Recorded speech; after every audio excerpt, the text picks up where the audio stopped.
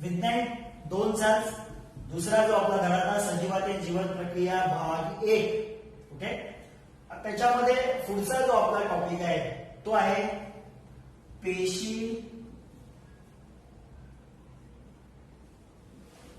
विभाजन.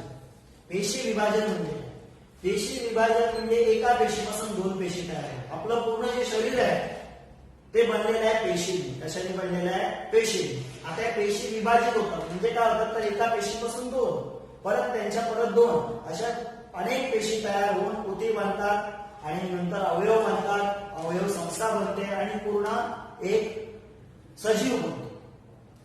तर पेशी विभाजन. आता हे पेशी विभाजन जे आहे ते दोन पद्धतीने होतं. ओके, कोणतं? तर आपण बघू शकतो पेशी विभाजन. ठीक आहे, पहिला आहे सूत्री विभाजन आणि दुसरा आहे अर्ध गुणसूत्री विभाजन. ओके, सूत्री विभाजन, अर्ध गुणसूत्री विभाजन. पेशी विभाजन दोन प्रकारे होतं, सूत्री विभाजन, अर्ध गुणसूत्री विभाजन. आता हे काय आहे सूत्री विभाजन आणि अर्ध गुणसूत्री विभाजन? काय त्याच्यामध्ये हे पेशी विभाजनाची गरज काय? आपल्यामध्ये पेशी विभाजन का झालं पाहिजे किंवा कोणत्याही सजीवामध्ये पेशी विभाजन का झालं पाहिजे? तर पहिलं आहे त्याच्यामध्ये काय तर एका सजीवापासून दुसरा सजीव निर्माण होण्यासाठी पेशी विभाजन का झालं पाहिजे? त्याचं पहिलं आहे एका सजीवापासून दुसरा सजीव निर्माण होण्यासाठी पेशी विभाजन फार गरजेचं आहे. तसेच पेशी विभाजन अजून कशासाठी गरजेचं आहे? आपल्यासारखे जे बहुपेशी आहेत, वनस्पतींसारखे जे बहुपेशी आहेत, प्राण्यांसारखे जे बहुपेशी आहेत, त्यांच्या शरीराची वाढ होण्यासाठी पेशी विभाजन गरजेचं आहे. पहिलं काय सांगितलं मी? एका सजीवापासून दुसऱ्या सजीवाची निर्मिती होण्यासाठी. दुसरं काय म्हणालो मी? बहुपेशीय सजीवांची वाढ होण्यासाठी. तिसरं आहे शरीराची झीज भरून काढण्यासाठी. शरीराची झीज भरून काढण्यासाठी म्हणजे काय? आपल्या शरीरातील वेगवेगळ्या अवयवांमध्ये किंवा आपल्या शरीरामध्ये ज्या काही पेशी आहेत त्या सपोज जर नष्ट होत गेल्या, साध्या भाषेत म्हणायचं तर खराब होत गेल्या, ओके, मरत गेल्या, तर त्या पेशी रिप्लेस झाल्या पाहिजे. नाही तर तो अवयव निकामी होऊ शकतो.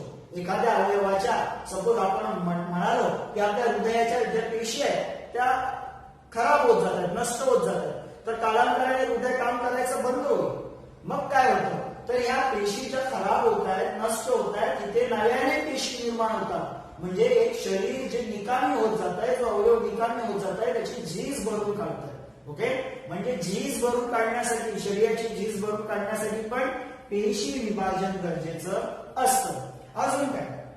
आपण जेव्हा पडतो वगैरे, लागतं आपल्याला किंवा हात कापला की आपल्याला जखमा होतात, रक्त वाहतं, थोड्या वेळाने तिकडचं जे रक्त आहे ते गोठतं आणि कालांतराने तुम्हाला असं दिसेल की तो आपला जिथे हात कापलेला आहे किंवा जिथे जखम झाले तिथे पूर्ण अशी त्वचा निर्माण होते. कशी निर्माण होते? कशी तर ती होते पेशी विभाजन. तिकडच्या पेशी विभाजित होऊन तिकडची त्वचा पूर्ण नॉर्मल करतात. ओके, आणि आपल्या शरीरामध्ये रक्तपेशी देखील असतात. त्या रक्तपेशी बनवण्यासाठी देखील पेशी विभाजनाची गरज आहे. पहिलं पेशी विभाजनाची गरज काय? पहिलं तर नवीन सजीव निर्माण करण्यासाठी. दुसरं जे बहुपेशी आहेत त्यांची वाढ करण्यासाठी. तिसरं आपल्या शरीरातील झीज भरून काढण्यासाठी. आणि चौथं आपण काय म्हणालो की जखमा ज्या होतात किंवा आपल्या शरीरातील रक्तपेशी ज्या आहेत त्या नव्याने बनवण्यासाठी, जखमा ज्या आहेत त्या भरून काढण्यासाठी पेशी विभाजनाची गरज आहे. आता पेशी विभाजन दोन पद्धतीने होतं, एक सूत्री विभाजन, एक अर्ध गुणसूत्री विभाजन. हे तुम्हाला फरक स्पष्ट करा याला विचारतात, सूत्री विभाजन, अर्ध गुणसूत्री विभाजन. आता हे सूत्री विभाजन कोणामध्ये होतं तर कायिक पेशी आणि मूल पेशी. तर अर्ध गुणसूत्री विभाजन हे जनन पेशीमध्ये होतं. कायिक पेशी म्हणजे काय? आपल्या शरीराच्या डोक्यापासून पायाच्या अंगठ्यापर्यंत जेवढ्या काही शरीरामध्ये पेशी आहेत त्याला कायिक पेशी म्हणतात. फक्त पुरुषांमध्ये वृषणामध्ये टेस्टिसमध्ये वृषणामध्ये ज्या पेशी असतात ते कायिक पेशी नसतात. किंवा स्त्रियांमध्ये अंडाशयामध्ये ज्या कायिक पेशी असतात ज्या पेशी असतात त्या कायिक पेशी नसतात. त्या कोणत्या पेशी असतात? तर त्या जनन पेशी असतात. आपलं पूर्ण शरीर कायिक पेशींनी बनलेलं आहे. फक्त पुरुषांमध्ये वृषणामध्ये आणि स्त्रियांमध्ये अंडाशयामध्ये ज्या पेशी असतात त्या जनन पेशी असतात. ओके. मग सूत्री विभाजन कोणामध्ये होतं? कायिक पेशीमध्ये. म्हणजे आपल्या स्किन मध्ये, त्वचेमध्ये, आपल्या हृदयाच्या पेशींमध्ये, ओके, जठराच्या पेशींमध्ये, आतड्यांच्या पेशींमध्ये, सगळीकडे, डोक्याच्या पेशींमध्ये, सगळीकडे कायिक पेशी, मूल पेशी. मूल पेशी म्हणजे याला आपण म्हणू शकतो जननी. जननी म्हणजे माता. आपल्या शरीरातील ज्या काही पेशी तयार झाल्या आहेत त्यांची एक मूल पेशी आहे. त्या पेशीपासून या पेशी सगळ्या निर्माण झाल्या त्यांना म्हणतात मूल पेशी.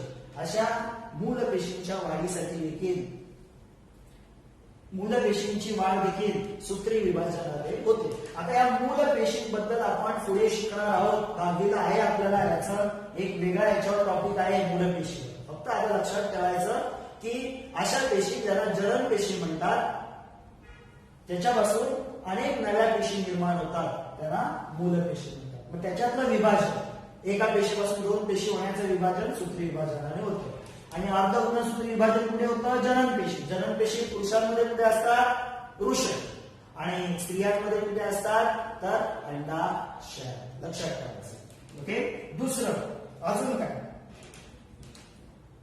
दोन जन्य पेशी, चार जन्य पेशी. सूत्री विभाजनामध्ये दोन जन्य पेशी तयार होतात. अर्ध गुणसूत्री विभाजनामध्ये चार जन्य पेशी. कशा? ही एक पेशी आहे. ही एक पेशी आहे त्याचं एक केंद्र आहे. ओके. आपल्या पेशीमध्ये 46 गुणसूत्रे असतात. किती गुणसूत्रे असतात? 46. आणि ते जोडीने असतात म्हणून आपण म्हणतो 23 जोड्या असतात गुणसूत्रांच्या. आता जेव्हा ही पेशी एक पेशी त्याच्यापासून जेव्हा दोन पेशी तयार होणार, या दोन पेशी तयार झाल्या, ही एक पेशी तयार झाली, ही एक पेशी तयार झाली. ह्याच्यात पण जाणार 46 गुणसूत्रे आणि ह्याच्यात पण जाणार 46 गुणसूत्रे. जेव्हा एकाच पेशीपासून दोन पेशी तयार होतात आणि गुणसूत्रांची संख्या समान असते तेव्हा ते सूत्री विभाजनाने होतं. म्हणजे दोन जन्य पेशी तयार होतात. किती पेशी तयार होतात? दोन. दिसतंय? दोन. आणि गुणसूत्रांची संख्या पण काय आहे? समान. ओके. तिसरा जो पॉइंट आहे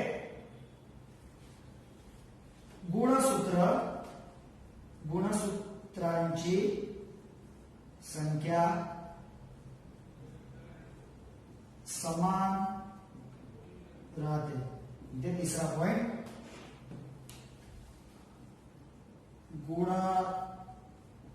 गुणसूत्रांची संख्या अर्धी होती. ओके. दुसरा पॉइंट कळला. किती पेशी तयार होतात? दोन. आणि तिसरा पॉइंट पण याच्यातच आहे. गुणसूत्रांची संख्या बघा इथे 46 होते, याच्यात पण 46, याच्यात पण 46. ओके. याचा दुसरा पॉइंट काय? इथे दोन जन्य पेशी तयार होतात, इथे चार. चार कशा तयार होतात बघा. आता या एकाच पेशीपासून पहिल्याला दोन तयार होतात ते आपण बघू. एकाच पेशीपासून या दोन पेशी तयार झाल्या आणि नंतर मग परत त्याच्या चार पेशी ते आपण बघणार आहोत पुढे कसं तयार होतं. अर्ध गुणसूत्री विभाजनामध्ये चार पेशी कशा तयार होतात? पहिल्यांदा बघू आपण दोन पेशी तयार होतात. नंतर या दोन पेशींच्या अजून दोन तयार होतात. अशा मिळून 1 2 3 4 तयार होतात. तर हे आपण जाऊ. ओके. फक्त लक्षात ठेवा चार जन्य पेशी. पण याच्यामध्ये गुणसूत्रांची संख्या अर्धी होते. कशी? आता याच्यामध्ये 46 गुणसूत्रे आहेत. आता ह्या जेव्हा दोन पेशी तयार होतात अर्ध गुणसूत्रीने तेव्हा ह्याच्यामध्ये 23 गुणसूत्रे जातात आणि ह्याच्यामध्ये 23 गुणसूत्रे जातात. मगाशी इथे पण 46 होती, इथे पण 46 होती. आता काय दिसतंय? गुणसूत्रांची संख्या अर्धी झाली. गुणसूत्रांची संख्या काय होते अर्धी. नवीन पेशी जी तयार होते त्याच्यामध्ये अर्धी गुणसूत्रे जातात, अर्धी जातात. ओके. आणि नेक्स्ट पॉइंट जो आहे, चौथा पॉइंट जो आहे, हे कशासाठी केलं जातं? शरीराची जखम, झीज भरून काढण्यासाठी. ओके. आणि हे कशासाठी केलं जातं? युग्मके निर्मिती, युग्मके निर्मितीसाठी. ओके. शरीराची जखम भरून काढण्यासाठी, युग्मके निर्मितीसाठी. लक्षात ठेवायचं. आता वृषणामध्ये कोणतं युग्मक तयार होतं? तर त्याच्यामध्ये वीर्य तयार होतं. काय तयार होतं? वीर्य. ओके. किंवा अंडाशयामध्ये काय तयार होतात? वेगवेगळ्या खूप सारे असे अंडे निर्माण होतात त्याच्यामध्ये. ओके. अंडाशयामध्ये म्हणजे युग्मक निर्मिती होते. कशामध्ये? वृषणामध्ये आणि तिकडे अंडाशयामध्ये. वीर्य तयार होतं म्हणजेच युग्मक तयार होतं, आणि तिकडे अंडे तयार होतात म्हणजेच काय तयार होतं? तर युग्मक तयार होतं. ओके. तर अशा प्रकारचा फरक स्पष्ट करा. परीक्षेला विचारतात. काही पेशी मूलपेशीमध्ये होतं, जनन पेशीमध्ये होतं. 2 जन्य पेशी तयार होतात, 4 जन्य पेशी तयार होतात. गुणसूत्रांची संख्या सेम राहते, गुणसूत्रांची संख्या अर्धी होते. शरीराची जखम झीज भरून निघते, युग्मके निर्माण होतात. ओके. हे झालं पेशी विभाजन. किती पद्धतीने? 2 पद्धतीने. सूत्री विभाजन, अर्ध गुणसूत्री विभाजन. ओके. फरक स्पष्ट करा. झालं. आता पुढे आपण शिकणार आहोत पेशी विभाजन. किती प्रकारे होते? 2 प्रकारे होते. सूत्री विभाजन, अर्ध गुणसूत्री विभाजन. तर पहिला आपण पेशी विभाजनाचा पहिला टप्पा आपण जो बघणार आहोत तो बघणार आहोत सूत्री विभाजन. ओके. आता सूत्री विभाजन काय? तर सूत्री विभाजन 2 टप्प्यामध्ये होतं. पहिला आहे प्रकल विभाजन आणि दुसरा आहे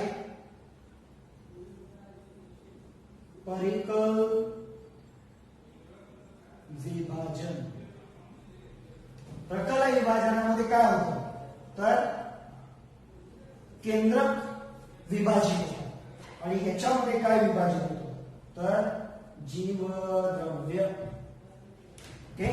सूत्री विभाजन किती टप्प्यामध्ये होतं? 2 टप्प्यामध्ये. लक्षात ठेवायचं. पहिले तर सूत्री विभाजन कुठे होतं? आपल्या पूर्ण शरीरात फक्त पुरुषांमध्ये वृषण आणि स्त्रियांमध्ये अंडाशय इथे होत नाही.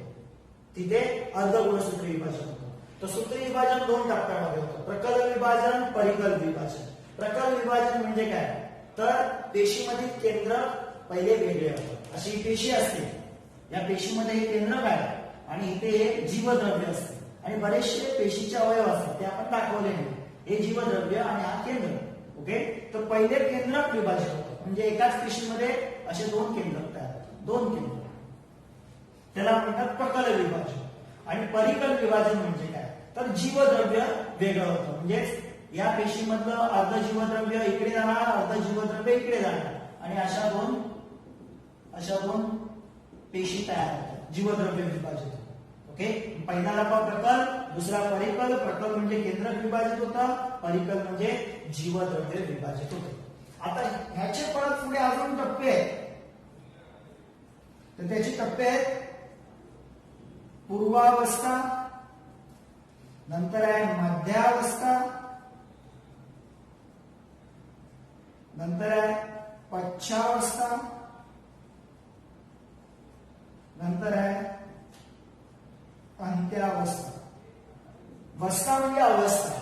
ओके. पूर्व म्हणजे अगोदरची, पूर्वीचं, अगोदरचं. मध्य म्हणजे मधले, पश्चात. ओके. नंतर त्याच्या पुढची आणि अंत्या म्हणजे शेवटची.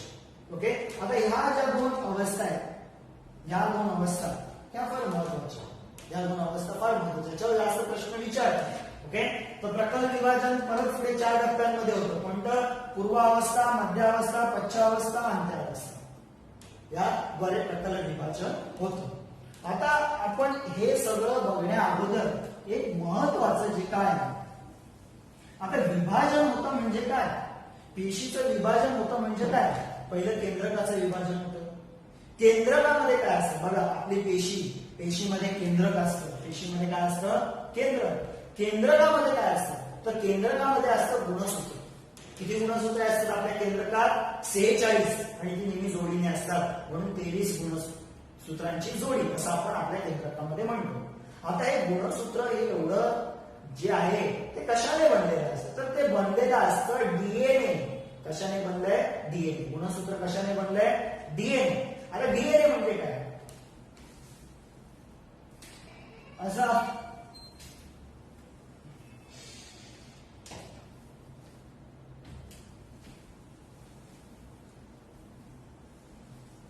असा एक प्रकारचा तुम्ही स्ट्रक्चर बघितला असेल, असा एक प्रकारचा तुम्ही आकृती बघितली असेल अगोदरच्या इयत्तेमध्ये. अशा प्रकारचा एक थोडा आपण बघू शकतो की डीएनए असतो. आता आपलं हे गुणसूत्र जे बनलेलं आहे ते डीएनए बनलेलं असतं. गुणसूत्र असं एक लांब धाग्यासारखं असतं. हा सपोज एक लांब धागा आहे, तो डीएनए बनलेला आहे. या डीएनए आता तो कसा बनलेला असतो बघा, याच्या आतमध्ये असा डीएनए असतो. असा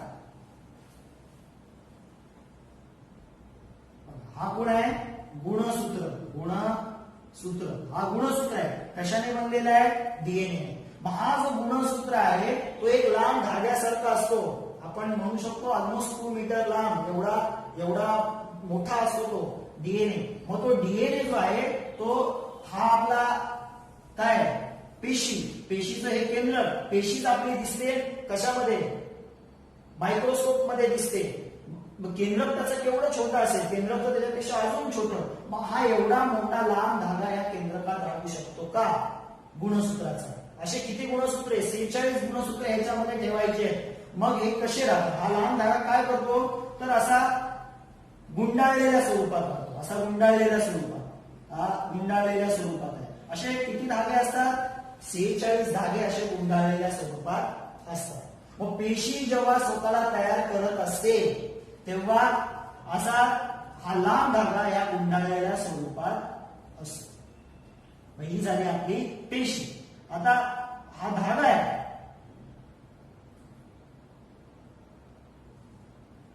हे काही पेशीचे अवयव, अशा प्रकारची पेशी असते. तर हे काय? पेशीचं आवरण. हे आहे केंद्रकाचं आवरण. ओके, आणि हा पूर्ण आहे केंद्र.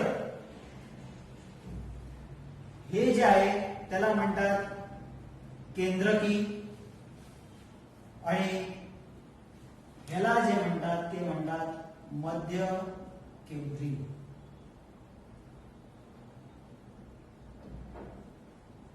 ओके, दिसतंय ही पूर्ण पेशी. हे जे आहे ते आहे मध्य केंद्रकी. ओके, हे कशामध्ये आहे? पेशीमध्ये आहे. आणि इथे लिहिलेली केंद्रकी, लक्षात ठेवायचं, केंद्रकी हे केंद्रकात आहे, लक्षात ठेवा. आणि मध्य केंद्रकी हे कुठे आहे? पेशीमध्ये आहे. आणि हे पेशीचं केंद्रक आहे आणि हे पेशीद्रव आहे. अशा प्रकारची एक पेशी असते जेव्हा ती स्वतःला तयार करते पेशी विभाजनाच्या अगोदर. म्हणजे पेशी विभाजन कुठून स्टार्ट होतं? 2 प्रकारे, सूत्री आणि अर्धगुणसूत्री. मग सूत्री विभाजन होण्या अगोदर पेशी एक अशा प्रकारची असते. आता पेशीमध्ये गुणसूत्राबद्दल आपण शिकलो. किती? 46 गुणसूत्रे आहेत. ती अशी गुंडाळलेल्या स्वरूपात असतात. आणि अशी गुंडाळलेल्या स्वरूपात लांब धाग्यासारखी असतात. ती गुंडाळलेल्या स्वरूपात ही गुणसूत्रे. आता सूत्री विभाजन शिकण्यापूर्वी आपण गुणसूत्र काय ते जरा आपण बघू. गुणसूत्र आपण बघितलं, अशा प्रकारचा आपल्या पुस्तकात असा प्रकारची आकृती दिसेल गुणसूत्रांची. ओके, आता त्याला 2 भुजा, ह्याला म्हणतात पी भुजा, ह्याला म्हणतात क्यू भुजा, ह्याला म्हणतात गुण सूत्र बिंदू. गुणसूत्र बिंदू अशा प्रकारचा गुणसूत्राचा आपल्याला आकृती दिसेल. ओके, कधी कधी ही आकृती कम्प्लीट करायला विचारतात. 1 मार्क्सला 2 मार्क्सला असं तुम्हाला दिलेलं असतं. इथे डॅश करून इथे काही दिलेलं नसतं, तुम्हाला भरायचं. पी भुजा आहे, गुणसूत्र बिंदू आहे, क्यू भुजा आहे. ओके, आता ह्याच्यामध्ये 2 भुजा दिसतील, ही आणि ही. ह्या एकाच गुणसूत्राचे ह्या दोन भुजा ज्या असतात त्याला काय म्हणतात? त्याला म्हणतात अर्ध गुणसूत्र जोडी. काय म्हणतात त्याला? या दोन भुजा ज्या आहेत त्याला काय म्हणतात? अर्ध गुणसूत्र जोडी. ओके, हे पूर्ण जे गुणसूत्र तयार झालंय ते दोन अर्ध गुणसूत्र जोडीने तयार झालेले असतात. या दोन्ही अर्ध गुणसूत्रीची जोडीची जी डीएनए आहे ते समान असतात. ते डीएनए काय असतात? समान. म्हणजे ही अर्ध गुणसूत्री जोडी, ही अर्ध गुणसूत्री जोडी सेम टू सेम या अर्ध गुणसूत्री सारखीच असते. सेम टू सेम ही आणि ही सेमच असते. म्हणून हे असं काय वेगळं गुणसूत्र आहे असं काय नाही. हे गुणसूत्र एकच आहे. ते तुम्हाला दोन अर्ध गुणसूत्री जोड्या दिसतील. ओके, ते कम्प्लीट एकच गुणसूत्र आहे. अशा प्रकारचं यातलं गुणसूत्र असतं. हे लक्षात ठेवायचं, हे महत्वाचं आहे. अर्ध गुणसूत्री जोडी. आणि पुढे अजून एक असंच आपल्याला एक टर्म शिकायला मिळेल. ओके, आता ह्या एकाच गुणसूत्राचे ह्या दोन ज्या भुजा आहेत त्याला अर्ध गुणसूत्री जोडी म्हणतात. ह्याला एकाच गुणसूत्राच्या आहेत का या दोन? हा वेगळा गुणसूत्र आहे, हा वेगळा गुणसूत्र आहे. त्याच्या दोन ज्या गुणसूत्राच्या भुजा आहेत त्याला नॉन सिस्टर क्रोमॅटिड्स असं म्हणतात. ओके, ही अर्ध गुणसूत्रे जोडी आहे पण ती दोन वेगवेगळ्या गुणसूत्रांची, दोन वेगवेगळ्या गुणसूत्र. इंग्लिश मध्ये त्याला नॉन सिस्टर क्रोमॅटिड्स म्हणतात. ही पण गुणसूत्र जोडी आहे, अर्ध गुणसूत्र जोडी आहे पण दोन वेगवेगळ्या गुणसूत्रांची. लक्षात ठेवायचे, हे पुढे येणार आहे. ओके, तर हे अशा प्रकारचं गुणसूत्र